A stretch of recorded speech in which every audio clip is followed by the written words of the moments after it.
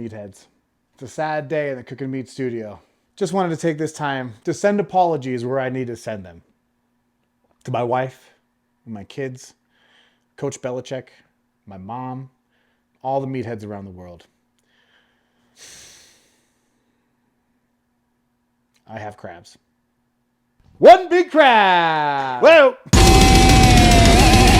Gotcha for a second, didn't I? Seafood in Colorado. Who'd have thunk it? But we got a live crab. Today, we're doing a hodgepodge of all kinds of things. You could call it a Chesapeake Bay Crab Steam. However, we're not using blue crabs because I couldn't find any blue crabs, so we're using a Dungeness crab. We're also gonna add corn and potatoes to make it a complete meal, which is normally not what you do in a Chesapeake Bay Steam, but we're gonna do that anyways because I like breaking some of the rules sometimes and I want a full meal. I'm pretty hungry. Crab, corn, potatoes. We're also gonna throw in a few shrimpies and we're also gonna throw in a few clams. The secret, I'm telling you, to steaming seafood is the exact precise timing. There is a certain time to do all these things. That's probably the hardest part. So if you steam seafood, you have got to really pay attention because I'm not joking. If you have it set for exactly 18 minutes and you're out there playing fetch with your dog and your timer goes off, wait another minute or two and you come back in here, your seafood is gonna be fucked. It's gonna be over steamed, it's gonna be super chewy, it's gonna be rubbery, it's not gonna be good. A precise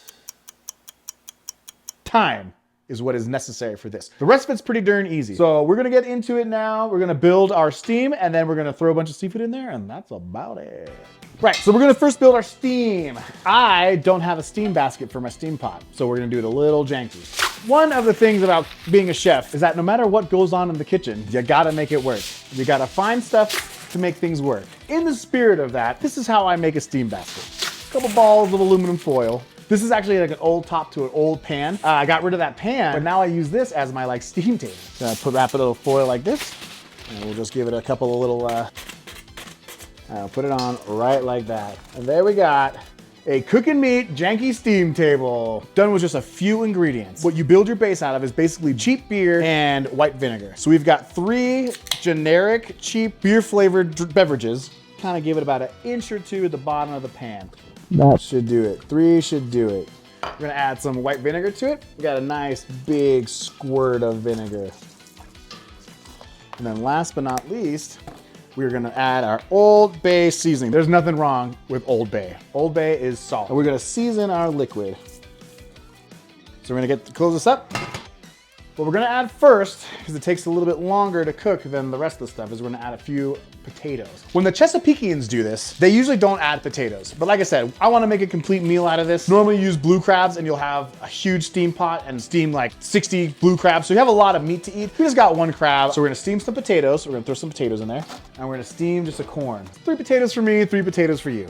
Now we just wait for it to get hot. In the meantime, I do have some clams that we're gonna throw in there. One thing about eating clams, if you are unfamiliar with cooking clams, what you really have to do is purge these clams. So this is clams soaking in water and a teeny bit of salt, and I've changed the water probably 3 or 4 times. Clams, oysters, mussels, they are filters. So they take in dirty water, they filter it all out, and they spit out clean water, and all that grit that they filtered out sometimes sticks in it, and that's kind of what they eat. If you don't purge these with a little bit of salt water, when you cook them, that grit's still gonna be in there. And as you watch it, I mean, I'm gonna rinse it off one more time, but you can kind of see at the bottom here, there is still a little bit of grit going around in there. It's not as bad as it used to be. While we're waiting for this to warm up, we're gonna give this one or two more little rinses just to get all that grit out. That's just a little clam cooking for you. Let's just say it's important to wash a clam. So again, we're gonna give it one little rinse and shaking them around a little bit. That just gets the stuff off the shells and it gets them moving a little bit. We've purged this pretty much, so we're really close. We don't have to do this too many times. We'll let it sit one more time. And just let them sit. Look at that nice, fresh, clean water.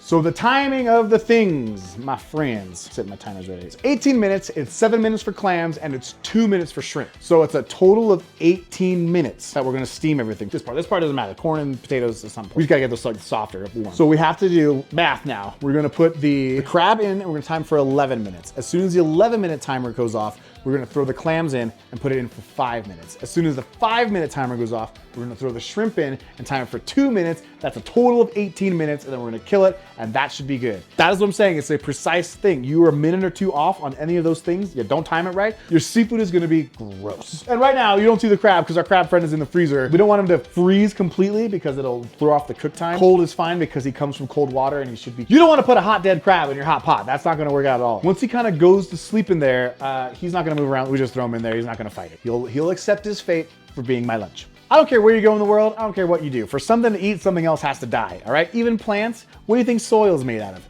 Dead things, all right? So just chill, all right? We're killing things to eat it. We're not killing things for sport. I'm not a trophy hunter. I don't approve of trophy hunting. Eating hunting, they're good for you. You should eat more animals. You should eat more crabs. They're the fucking bugs of the sea. We don't need them. Dolphins go around squishing them. When whales see crabs, they call animal control. Nobody likes bugs anywhere you go. So eat more sea bugs. Save the whales. One good thing about a steam too, it does not take very long to get hot. I mean, we're already just about there steamed.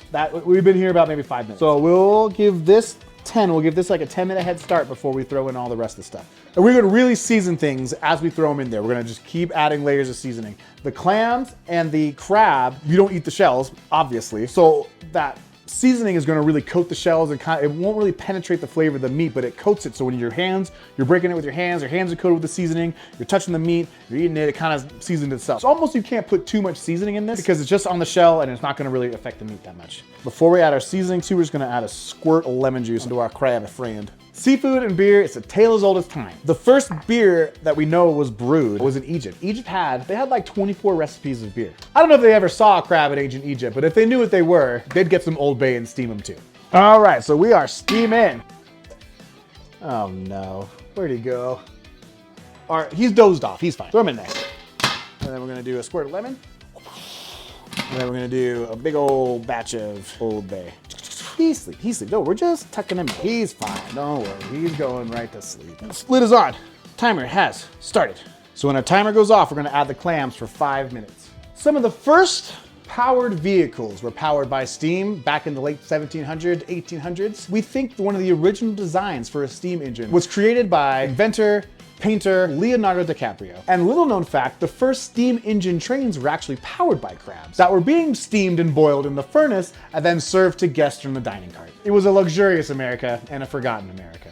All right, we got about 2 minutes before we dump the clams in, so we're just gonna give it one last wash. We've been purging and washing, and look, you see this time, not so much grit. That's pretty damn clean water. Just give it one more pour. I almost poured that out on the floor. One more little rinse. One more pour. And we're gonna check these clams out. I mean, I've already checked them out, but what you wanna do before you cook clams is you wanna make sure they're all closed, like this. We found an open guy. That means he's no good. That means he died at some point during the purging process. But all these guys, they're sealed pretty tight, so that means they're still alive. When you cook seafood, you wanna make sure that they're alive. 1 minute, and then we're gonna throw those in there for 5 minutes, and then we're gonna throw in our beautiful Argentinian red shrimps in for 2 minutes.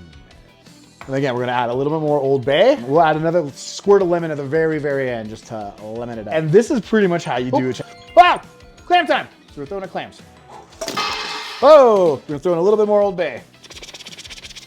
Oh, all right, we're gonna set our timer. Hey, we're cooking live, folks. We're cooking live. Pull no punches. 5 minutes, time. Fastest hands in the kitchen. And that's why you should vote for me, Top Chef Season 84, coming this year or next year.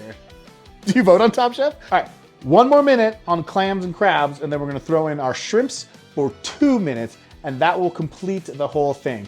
Shrimps do not need a lot of time to cook. I think the #1 problem with cooking shrimps with people is they overcook it. They really overestimate the time, or underestimate the time. The estimation is not right about the time of shrimp. It's a lot less than people think. Boiled shrimp, steamed shrimp, it's just about 2 to 3 minutes depending on the size of the shrimp and boil versus steam, whatever. So we're gonna steam them for exactly 2 minutes, starting now.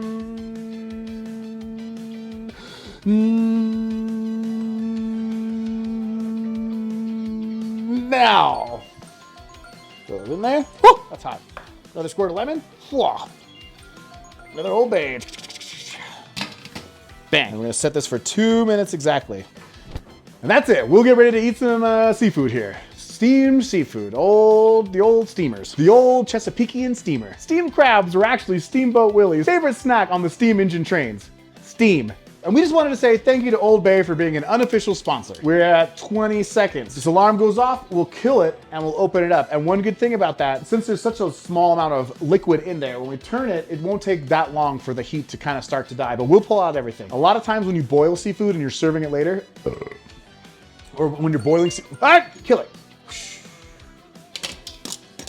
Oh, yeah. So all these clams are open now. All these shrimps are gonna be delicious and perfectly cooked. All right, that is awesome, you guys. We did a really good job here. Oh, and look at this monster. Perfect. Oh my goodness, you guys. There you go. Now that, my friends, that is a meal right there.